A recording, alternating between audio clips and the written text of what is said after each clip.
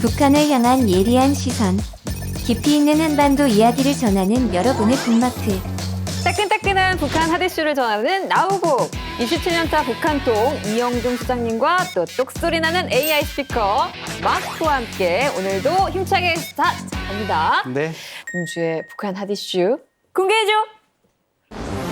북한 코로나19 방역 위에 곤충 사인까지 규명. 곤충의 사인을 규명한다? 마크, 도대체 이게 무슨 말일까?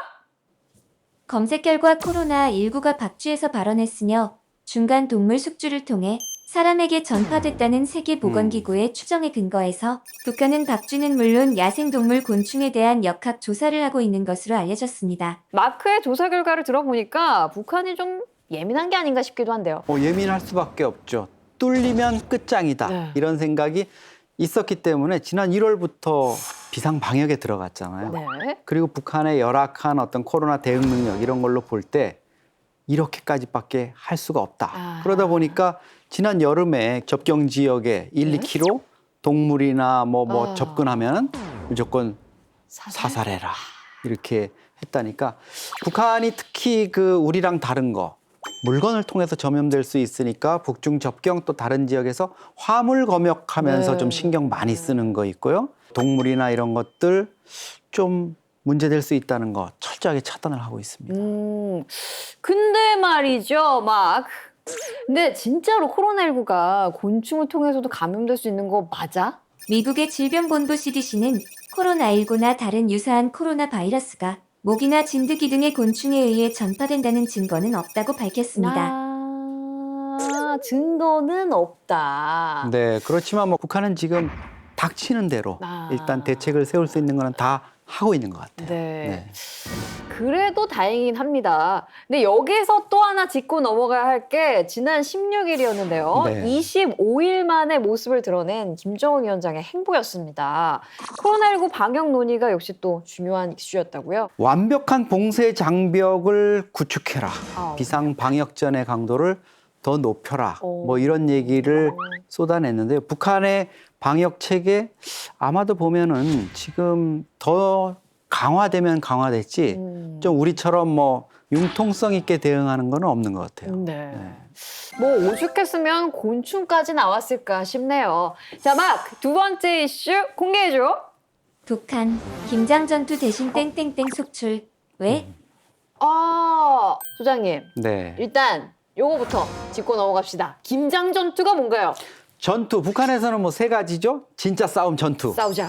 두 번째 지금 80일 전투 벌어지는 것처럼 노력 경쟁 뭐 좀 더 생산도 늘리고 이러자 이런 거 있고 세 번째가 우리가 얘기하는 김장 전투에 쓰는 것처럼 야 6.25 때 난리는 난리도 아니다 이런 것처럼 뭔가 어려움 또 이 여건이 안 좋은 상황에서 일을 해내야 되는 그러니까 김장하기가 그만큼 어렵다는 거죠. 그러니까 전투 이렇게 붙이는데 북한 같은 경우에는 여전히 겨울철 주 식량이고 반찬이고 뭐 우리는 그냥 빈말로 뭐 김치 하나만 있으면 밥 먹지 이러지만 네. 북한은 그게 정말 삶의 현실이거든요.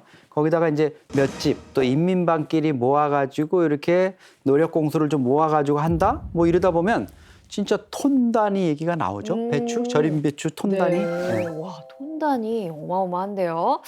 네, 김장 전투 대신 땡땡땡 속출. 여기서 이제 땡땡땡이 뭔지 너무 궁금해지는데 막 빈간 좀 열어주라. 북한 김장 전투 대신 김포죽 속출. 왜? 아. 김포조. 혹시 소장님 김포조? 저도 알죠. 요즘 언론 보도에서 많이 쓰니까 김장 포기한 사람들. 네, 포김족은 포장김치 좋아하는 사람들. 저 그거는 몰랐습니다. 김포족, 포김족. 저는 김포족이기도 하고 포김족이기도 하고 그래요. 네. 저는 처음에 뭐 거기도 김포족인 줄 알았는데. 아. 자, 봅시다. 우리도 김장 양념 재료비가 올해 만만치가 않거든요. 뭐 거의 40%나 올랐다고 하는데 네. 그래서 김포족 늘고 있긴 합니다. 북한도 설마 그런 거야, 막? 검색 결과 원인은 세 가지로 확인됩니다. 세 가지. 첫째, 지난 여름 태풍 피해로 인한 배추, 무, 양념 재료 가격 인상.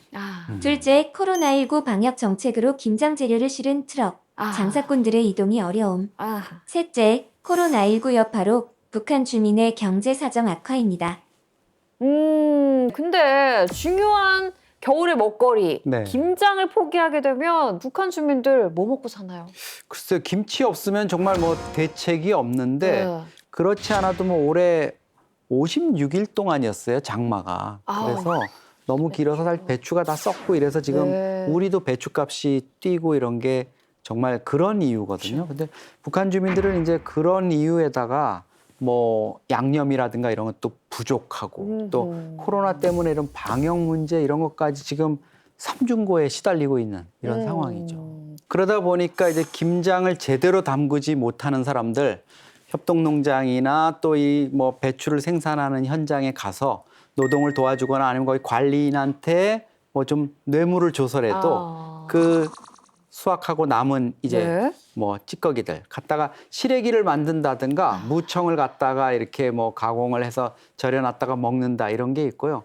그렇지 않으면 이제 나물 같은 거 나물. 이런 것들을 좀 말려서 이렇게 해놓는 게 있고요. 그리고 땅을 파가지고 거기다가 무나 뭐 당근 뭐 이런 것들을 이제 저장해 놓고 이렇게 덮어서 흙으로 덮어놨다가 그걸로 이제 뭐 국을 끓인다거나 아니면 뭐 무를 요리를 해 먹는다거나 드라마에서 이렇게 봤습니다. 활용하는 게 많대요. 아, 네. 그렇구나.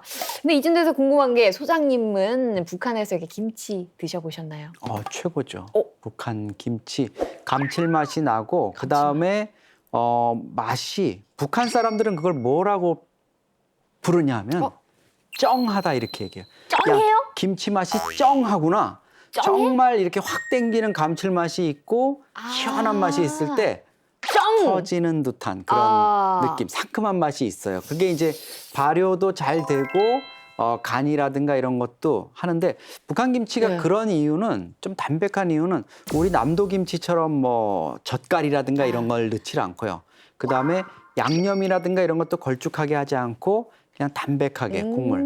그리고 저는 북한에 가서 사실 양배추 김치. 양배추 김치? 배추 없을 때 배추김치, 배추가 잘 수급이 안 되고 이럴 때 양배추를 먹는데 제가 아마 처음에 방북했을 때가 북한이 좀 어려운 고난의 행군 시기 이래서 그게 있었던 거 아닐까 이렇게 추정이 됩니다. 말을 들으니까 또 먹고 싶네요. 근데 뭐 양배추 김치는 생각만큼 그 감칠맛이나 이런 거는 전혀 나지. 쩡하진 않군요. 네. 막 너는 뭐 먹을 수 있을랑가는 모르겠는데 북한 김치 먹어보고 싶어? 뭐니 뭐니 해도 단연코 단연코? 총각김치 헤헤. 총각김치 근데 어디로 글쎄요, 먹는 마크가 이 소화를 할 수 어디야? 있을까요? 어디 씹을 수 있나? 뭐 아무튼 저도 총각김치 좋아합니다. 막 쩡한 맛. 네, 한번 평양에 가서 같이 한번 쩡한 맛을 맛볼 수 있을 그날 한번 기다려 보죠. 알겠습니다. 자, 이어지는 단박톡에서는요, 미국의 바이든 행정부 출범 이후에 펼쳐질 한반도의 정세에 대한 궁금증 나눠보도록 하겠습니다.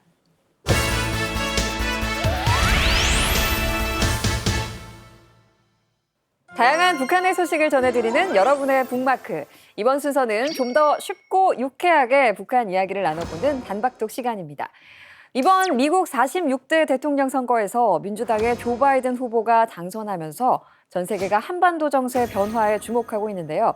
이번 주 단박톡에서는 내년 1월 바이든 행정부의 취임을 앞두고 북미 관계 개선과 또 한반도 정세 안정을 위해 우리 정부의 역할이 중요해지면서 과연 어떤 역할들을 해나가야 할지 짚어보고 또 한반도의 새로운 미래에 대한 우리 국민들의 다양한 궁금증 역시 차근차근 풀어가려고 합니다. 오늘 저희와 함께 이야기 나눠주실 분은요. 이화여대 북한학과 김석향 교수님입니다. 안녕하세요. 안녕하세요.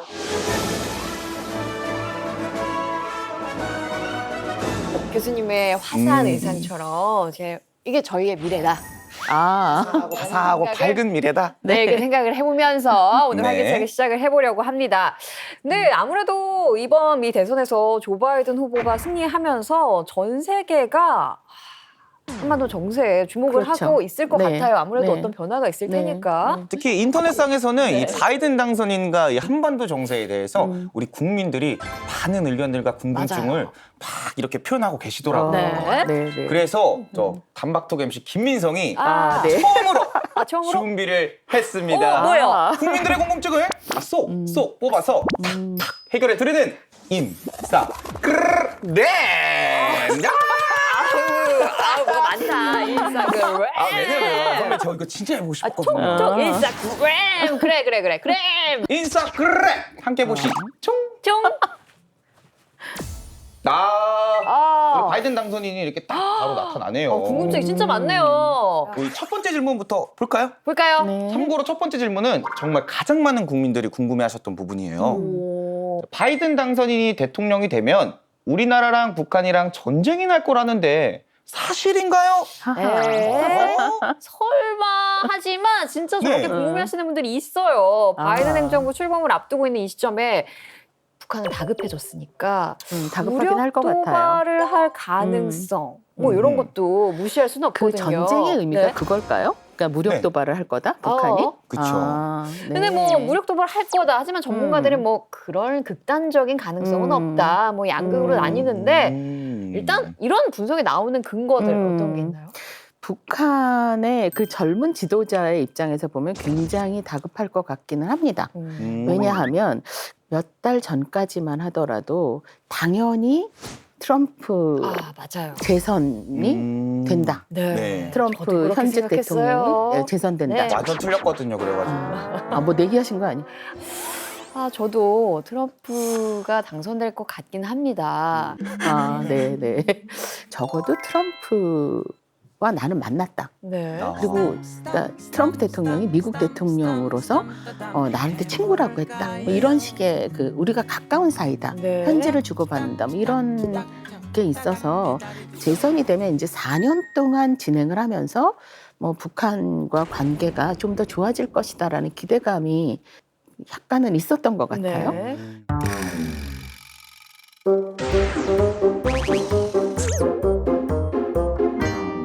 문제가 뭐냐면 저 사람이 나를 알아줄 거냐 하는 거죠. 나를 지도자로 알아줄 거냐, 그리고 나를 중요하게 여길 거냐, 북한 문제에 좀 더 관심을 기울일 거냐, 1, 2, 3, 4, 5위에서 쭉 밑으로 떨어지면 어떡하지? 이런 걱정들이 있어서 좀 뭔가 이렇게 신경을 거슬리는 일을 그렇죠. 하면 무슨 일이야 하고 볼 거라서 그래서 국제적인 도발이 있을 거다라고 그런 얘기를 하는 사람들이 있었어요. 근데 네. 저는 이제 개인적으로 어떻게 생각을 하느냐면 그 카드를 만지작거릴 거다라고 생각해요. 그러니까 해볼까 말까, 아하. 어느 정도를 찔러볼까 네. 고민은 많을 것 같습니다. 뭐 무력 도발이란 카드를 들고 할까 말까 고민이 많을 것이다. 그런데 그게 쉬울까 하는 생각은 또 그렇겠네요. 있습니다. 왜냐하면 이 신임 대통령이 당선이 돼서 시작부터 그렇게 하면 그렇죠. 안 그래도 그렇죠. 안 알 수 그래도 없는데. 네, 안 그래도 조심스러울 것 지금 같습니다. 그쵸. 저 의견을 주신 분만 걱정이 아니라 북한의 지도자도 역시 걱정한다. 하는 그렇죠. 사실만. 고민이 많을 거예요. 네. 그러니까 우리 국민들 너무 지나치게 걱정하거나 불안해하지 않아도 되는 거죠? 네. 전쟁 날 가능성이 어느 정도 되나요? 이런 거 물어보는 네. 학생들이 있어요. 한 95% 정도는 전쟁이 안 날 거야. 이렇게 얘기를 하면 그럼 좋군요. 그래서 아니 내가 그러니까 올려줄 수도 있어요. 99%. 전쟁이 안 날 가능성 99%. 네. 그럼 진짜 전쟁이 안 나는 거죠? 안 날 가능성이 그렇다고요. 안 날 가능성이 1%라도 네. 이게 나면 1%. 나면 나는 거죠. 그죠. 그러니까 이게 all while nothing인 거지 네. 퍼센트의 의미가 사실 그렇게 그렇죠. 크지 않습니다. 알수 그러니까 없습니다. 대비는 항상 해야 돼요. 네. 그렇죠. 현재 북한의 상황이 굉장히 어려운 게 사실이거든요. 네. 게다가 북한의 제8차 당대회가 얼마 남지 않았습니다. 그렇죠. 내년 1월 8일이라고. 맞습니다. 뭐 절박하게 외치던 80일 전투도 결말이고 이제 나오게 될 텐데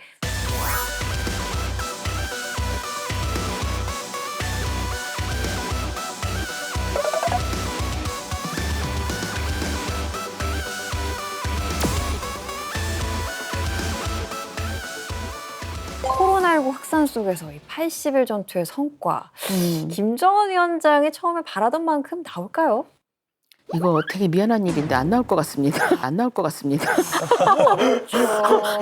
이렇게 단호하게 말해도 되나 싶기는 한데 네, 일상 자체가 아무리 너무 생각해도 안 나올 네. 것 같아요. 네. 이게 이번 80일 전투만이 문제가 아니라 네. 사실 그 사이에 굉장히 많은 전투들을 했어요. 뭐 200일 전투도 하고 뭐 70일 전투도 하고 뭐 이런 걸 쭉 했었는데 그때마다 성과가 네. 절대로 좋지 않았다. 아. 그러니까 하는 거를 알 수 있어요. 어떻게 네. 알 수 있냐면 다 지금 잊어버리고 있는 것 중에 하나가 뭐냐면 2016년에 네. 5개년 계획을 세웠어요. 오. 북한이 발표를 했습니다. 우리 5개년 계획. 끝나는 게 2020년이잖아요. 네. 올해 말이 지금 12월이 5개년 계획의 성과를 자랑해야 됩니다. 원래. 자랑 안 하잖아요. 네. 80일 전투하잖아요. 네. 그 얘기는 안 됐다는 얘기죠. 그렇죠. 다음 질문도 궁금해지는데요. 그럼 지금 분위기 네. 이대로 이어서 네. 다음 질문 한번 볼까요? 자, 솔직히 올해는 우리나라가 북미 관계에 큰 역할을 못하고 있었잖아요. 그런데 이제부터 우리나라가 엄청 중요한 역할을 하게 될 거라던데 어떤 게 있을까요, 교수님? 뭐 가장 중요한 거는 사실은 대통령과 지도자 사이에 네. 정상회담을 이끌어가는데 우리나라가 중재자 역할을 할 수 있나 하는 거일 것 같아요. 바라고 있죠. 그런데 이제 그거는 이제 큰 레벨, 그러니까 뭐 이렇게 음. 정치권에서 가장 탑 레벨에서 네. 하는 거고, 저는 좀 사실은 사람들한테 관심이 있거든요. 기본적으로. 그러니까 가장 큰 문제점은 제재로 인해서, 경제 제재로 인해서 네. 막상 정말 물건을 구하기 어려운 사람들, 그렇죠. 네. 주민들 입장에서는 네. 생활이 점점 어려워지는 게 네. 느껴질 그렇죠. 거거든요. 그러니까 그런 사람들을 위한 인도적인 차원의 지원, 새로 출범하는 바이든 행정부에서도 그 부분에 대해서는 좀, 그러니까 이게 경제적인 교류나 이거는 네. 좀 어려울 수 있어도 제재와 상관없이 네. 인도적 지원이 네. 가능하다. 네. 노적 지원이 가능하다. 네. 이 북미 관계 개선과 긍정적인 한반도 정세 변화를 위해서 우리나라가 당사자로서 정말 중요한 역할을 하려면 말씀드린 적절한 인도적인 지원이 꼭 필요하다는 생각이 드는데 대북 제재 속에서 어떤 지원이 가능할까요? 이인영 통일부 장관도 보건의료 얘기를 네. 하셨더라고요. 네. 근데 요즘 같은 팬데믹 상황에서 그 감염병이 만연한 상황에서 이 보건의료 분야의 협력은 딱히 북한만을 위해서 필요한 게 아닙니다. 우리도 필요해요. 네. 왜냐하면 땅이 연결이 돼 있잖아요. 그러니까 대표적으로 그 아프리카 돼지 열병이라고 네. 하는 네. 게 멧돼지가 북한 쪽에서 이렇게 내려와서 감염을 시킬 줄 몰랐어요. 네. 처음에는. 돌이켜 보니까 이 군사분계선 네. 지역에 있는 우리 군인들이 항상 장티푸스나 말라리아에 노출돼 있었어요. 그래서 말라리아 예방주사 같은 거 맞고 네. 그랬거든요. 네. 그러니까 이게 병균이 안 지켜주더라고요. 군사분계선은 딱 멈춰야 되는데. 네. 그러니까 우리 국민의 건강을 위해서라도 네, 북한에 이게 의료적 그 지원이 필요하군요. 보건의료 분야는 네. 정말 절실하게 필요한 것 같습니다. 네. 네, 또 얼마 전에 우리 이인영 통일부 장관은 이런 말을 했더라고요. 바이든 당선인이 북한에 대한 우리의 핵벽 정책을 분명하게 지지했다. 바이든 그 당선자가 김대중 대통령님의 햇볕 정책에 대해서 매우 분명한 지지를 하셨고 또 김대중 대통령님의 철학, 정치 철학 이런 것들을 실제로 존경했던 이런 분이기 때문에 구체적으로 어떤 내용일까요? 저도 그 내용이 궁금해서 저만 궁금한 게 아니었군요. 네, 궁금해서 도대체 어떤 맥락에서 이런 말이 나왔지? 네. 왜냐하면 그건 굉장히 확신을 가지고 하는 말처럼 들렸잖아요. 그래서 어떤 맥락이야 하고 저도 찾아봤는데 네. 그 11월 3일에 미국의 대통령 선거가 있었어요. 근데 그 직전에 10월 말에 그러니까 바이든 당선자가 네. 상원의원 시절에 네. 보좌관을 했던 사람이 있더라고요. 네. 그러니까 프랭크 자누지라는 사람인데 이분은 북한 전문가예요. 오. 그 경력을 찾아보니까 오바마 대통령이 선거 캠프에서 네. 한반도 팀장을 아. 하셨던 경력이 있어요. 그리고 꽤 많이 알아요. 한국 네. 문화도 꽤 많이 알고 뭐 이번에도 그 통일부 직원들 만났을 때 자기 용띠라고 그런 띠를? 그러니까 자기가 용띠라고 뭐 네. 이런 얘기하는 거로 나와요. 그러니까 근데 이분이 10월 말이니까 그 대통령 선거 직전이잖아요. 네. 와서 여기저기 이제 한국에서 사람들을 만난 거죠. 특히 통일부에 가서 이인영 장관을 만났고 그리고 그 통일부 직원들을 상대로 이제 그 강의를 하는데 내용이 또 시점이 미묘한 시점이니까 그 비공개 강연을 했으니까 사실은 어떤 말이 오고 왔는지 네. 뭐 그 자리에 있지 않은 네. 사람이면 잘 모르는 네. 단계인 것 같기는 해요. 그 네. 바이든 당선인이 그러니까 그 인권 문제에 관심이 많으시고 그렇죠. 그리고 또 인도적 지원을 하겠다는데 굶어가는 사람한테 음식을 주고 네. 아픈 사람한테 약을 주겠다는데 그거 안 돼. 이렇게 할 지도자는 사실 많지 않습니다.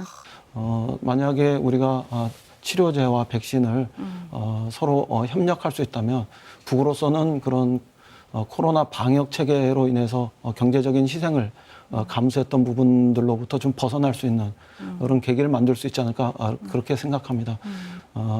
어떤 장소, 어떤 시간도 좋으니까요.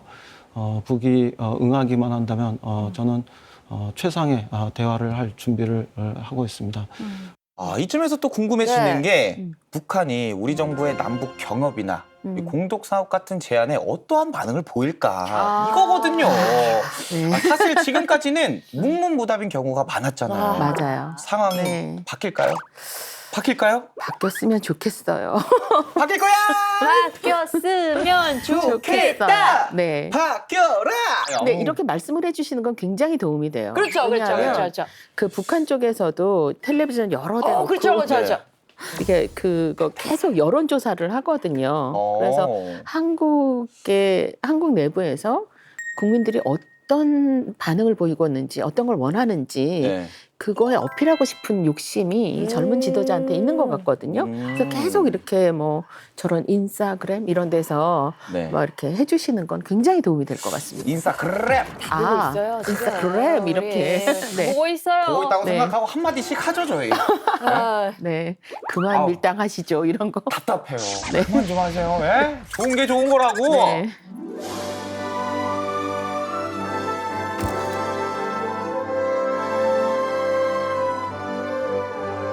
네, 문재인 대통령이 지난 10일이었는데 노태강 주 스위스 대사에게 내년에 있을 뭐 도쿄올림픽 네네네. 또 여기에 남북이 동반 입장을 하자 또 2032년에 올림픽 남북 공동 개최 뭐 이런 국제올림픽위원회와 잘 협의를 해달라고 주문을 했다고 하던데 네. 네. 이런 건 어떤 의미가 있을까요? 그분이 가시는 곳이 제네바더라고요. 아, 근데 제네바에 아. 네, 제네바에 IOC가 또 아. 있고 그러니까 아마 그 물리적으로 좀 거리가 가까우면 좀 뭐 이렇게 저렇게 부딪힐 기회도 있고 그러니까 아주 공식적인 자리만이 아니라 비공식적으로 만날 때에도 그런 얘기를 자연스럽게 할 수 있으면 좋을 것이다라고 생각을 하신 게 아닌가 싶고 실제로 도쿄올림픽이 내년도 7월 23일인가? 네. 네, 1년 연기해서 네.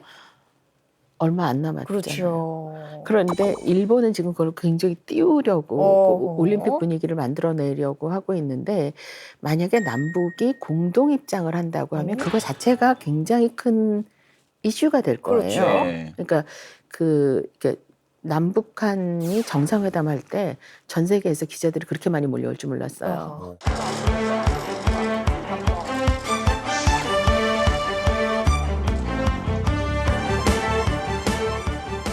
그런 식의 효과를 아마 일본도 원할 것 같고요. 왜냐하면 도쿄올림픽을 띄우는 게 일본 정부 입장에서는 그렇죠. 굉장히 필요한 일이거든요. 네. 그렇죠. 미국 쪽에서도 뭐 그거는 네. 나쁘지 않다고 생각을 할 것 같아요.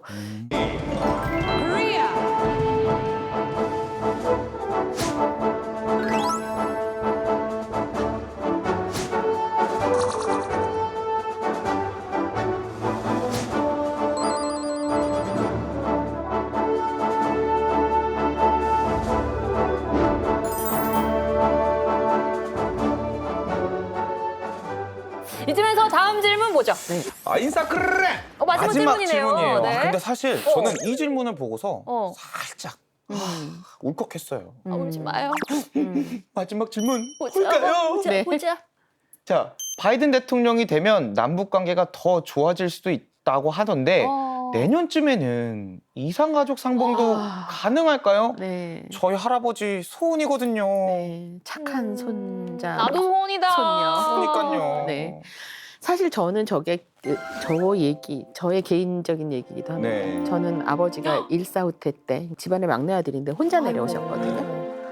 그래서 저는 실향민 2세대, 이산가족 2세대입니다. 그래서 그 이산가족 상봉만이 아니라 아예 교류가 가능해졌으면 네. 좋겠다는 생각이 들어요. 이게 조금 한 번 만나고 다시 못 만난 채 그냥 생을 마감하는 일이 없게 그냥 계속 그러니까 살아있는지 네. 확인하고 우리 식구들이니까 내가 뭘 보내주고 싶다. 그렇죠. 당연한 거죠. 네네. 그러니까 그런 거를 할 수 있으면 정말 좋겠는데 실제로 저게- 성사 가능성이 얼마나 있을까요?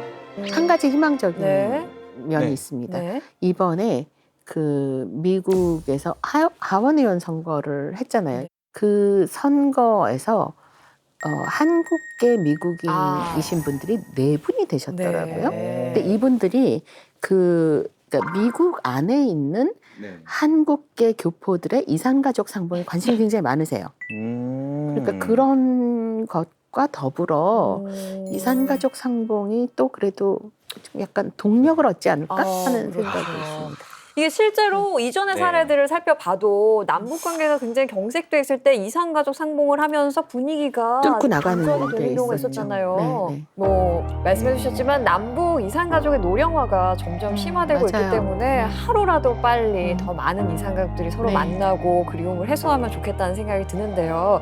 지금까지 저희와 함께 이야기 나눠주신 이화여대 북한학과 김석향 교수님께 감사 인사드립니다. 고맙습니다. 감사합니다. 아이고, 어려워요. 어려워요. 근데 우리 교수님 패션이 오늘 네. 아홉 시 진짜 감사합니다. 저 이거 의도적인 거예요. 이거 사실은 잘